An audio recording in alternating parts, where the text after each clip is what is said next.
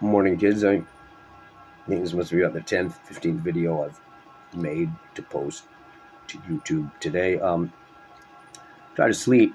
As soon as I was lying down, the fungus mold thing started giving me a lot of trouble breathing, coughing and wheezing still. Had to sit up. So thought I'd regale you with an anecdote about my childhood. If you've known me forever, you may have heard this story before. Um, when I was a kid, I lived in Cincinnati, Ohio. And from first through sixth grade, I was a full scholarship student at the private school called Cincinnati Country Day School. Uh, you may remember a movie called Traffic. Had a character who's a high school girl who develops a heroin addiction and then becomes a prostitute. She was a student at Cincinnati Country Day School, that character.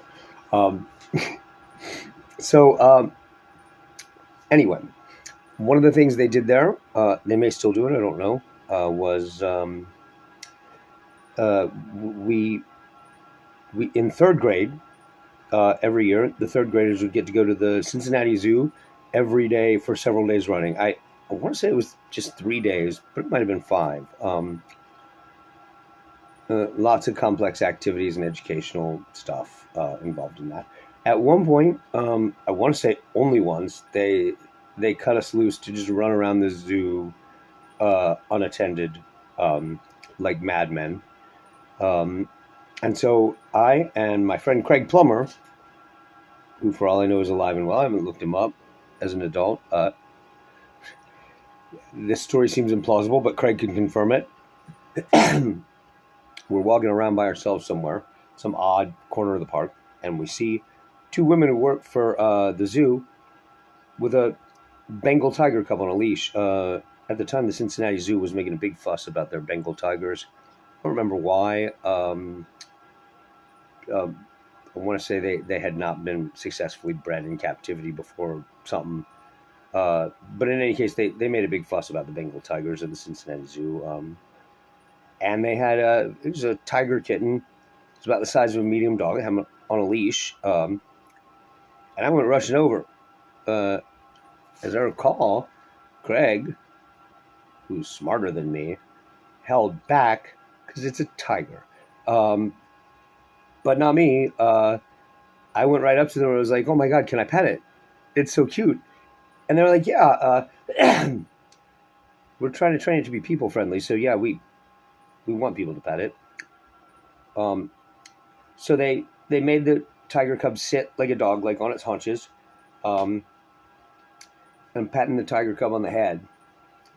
The tiger cub's face was level with my knee in third grade, and he's like looking up at me soulfully, and I'm patting him, and then he just leans forward and opens his mouth real wide and locks his jaw around my kneecap, like just solid grip with his teeth over the kneecap without changing his expression looking up at me. The two women who had this tiger cub on a leash went nuts, started beating the hell out of the tiger cub to get him to let go. Um, I don't know if you've ever seen people training big cats, but they're really big and they're cats. So basically, you have to beat the hell out of them to get to do anything. They just don't notice that you're trying to get them to do something unless you treat them, uh, you know, with abandoned to abuse to all appearances. But they don't notice unless you smack them around that you're trying to get them to notice anything. So anyway, yeah, the tiger cub didn't hurt me. Let go, and they walked away with it. And when we saw the other kids, when we got back with the other kids on the bus, it was like I was bit by a tiger while nobody else was around but Craig. And as I recall, the other kids just did not believe this story. Um, and I really wouldn't expect you to believe it now, except like you can ask Craig. If you can find him, you can ask him. He'll confirm this happened. So yeah, I was bit by a tiger when I was in third grade at the zoo.